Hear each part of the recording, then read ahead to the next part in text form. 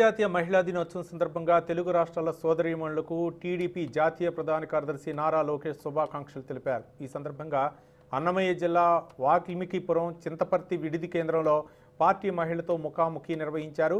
కార్యక్రమంలో పార్టీ రాష్ట్ర మహిళా అధ్యక్షురాలు వంగలపూడి అనిత, జాతీయ నేత నల్లారి కిషోర్ కుమార్ రెడ్డి హాజరయ్యారు.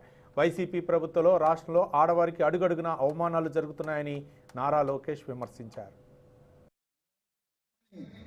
శాసన సభ సాక్షిగా అవమానించారు. మా తండ్రి ఏనాడు ఎడల, కానీ ఆ రోజు ఆయన కళ్ళంట నీళ్ళు చేశారు. మా తల్లి కోలుకునేదానికి ఒక నెల పట్టిందమ్మా, నెల బట్టి. అంటే ఆ భారం ఒక మహిళ మోస్తాం చాలా కష్టం. ఇట్లా సమాజంలో మహిళల్ని గౌరవించాలనేది మన ఇంట్లో నేర్పాలి, నర్సరీ నుంచి నేర్పాలి. కుటుంబాన్ని ప్రోత్సహిస్తాం, కుటుంబాన్ని ఒక పాజిటివ్గా రీఇన్ఫోర్స్ చేస్తాం అనేది ప్రభుత్వం చేయాల్సిన అవసరం. అది మేము అధికారులకు వచ్చినది పెద్ద ఎత్తున చేస్తాం.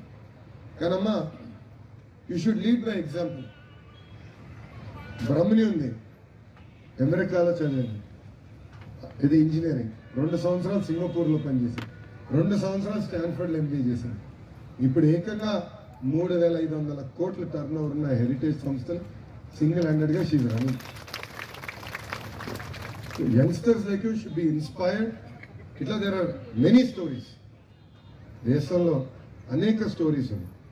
అనేక $1 బిలియన్ కంపెనీస్ కూడా ఈరోజు మహిళలు నడిపిస్తారు.